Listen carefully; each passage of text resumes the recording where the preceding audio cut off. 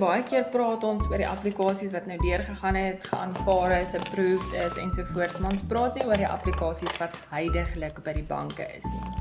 So ek wil graag ene met julle deel. Ons het nou 'n applikasie by die bank ook vir 'n H2A werker wat nog steeds in Suid-Afrika is. So heel eerste het ek onmiddellik daardie issue van die salary drop wat so ver terug was. Maar ek weet hoe om by sekere banke rondom dit te werk en wat in plek moet wees by sekere banke vir ons om basies dit te kan override. En hierdie spesifieke kliënt is ons besig om op te speel tussen 2 banke en soos wat dinge nou staan, het ek hom vanoggend teruggestuur vir 'n klein bietjie hoër offer omdat hierdie 2 banke toe nou op dieselfde geëindig het.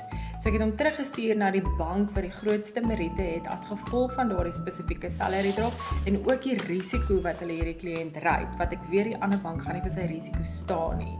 So ons behoort so klein bietjie later antwoorde te hê, maar ek glo ons gaan dit regkry om vir die kliënt 'n hoër offer te kry by hierdie spesifieke bank. Dit is die doel van 'n bond originator. Ons weet wat om waar te speel, wat om waarheen te stuur, wat om waar te motiveer en by wie te motiveer. As ek byvoorbeeld hierdie selfde motivering by die ander bank moes insit, sou hulle se muur my applikasie afgekeur het. So as jy in die mark is om eiendom te koop, dit help om iemand aan jou kant te hê wat ken en wat weet wat hulle doen.